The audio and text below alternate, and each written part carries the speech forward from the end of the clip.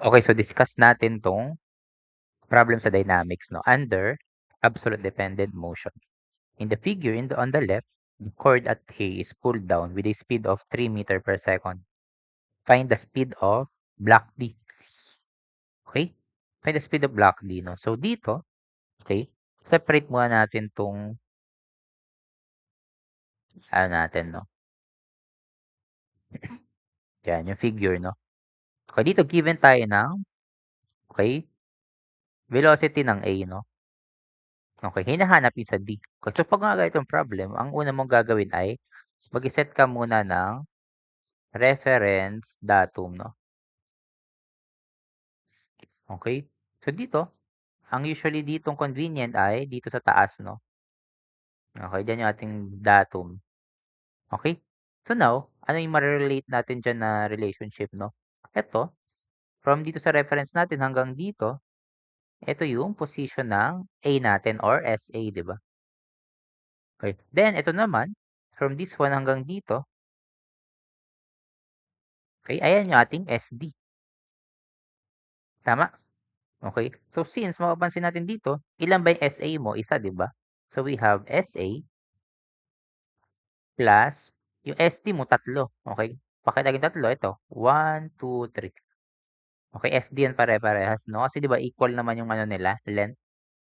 Okay, so we have 3 SD is equal to total length nung ating cable 'no. Okay, yung cable ng pulley 'no, yan. Yan yung ating relation 'di ba? SA plus 3SD is equal to total length. Now since given tayo na velocity, 'di ba alam naman natin na ang derivative ng position function natin ay velocity. So 'pag differentiate natin 'no, differentiate, okay, ang derivative ng SA natin ay VA, derivative ng SD natin ay VD.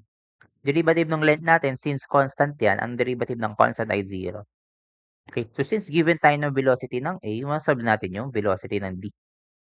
We have 3 plus 3VD is equal to 0. Oh, therefore, okay, oh, actually kaya naman siya i-mental na, pero sige input natin sa calcu.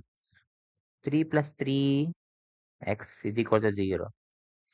Shift solve natin, you get negative 1. Okay, so therefore, yung velocity ng D natin ay,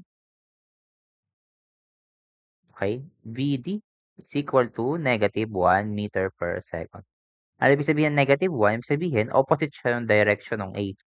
Therefore, VD natin ay 1 meter per second upward.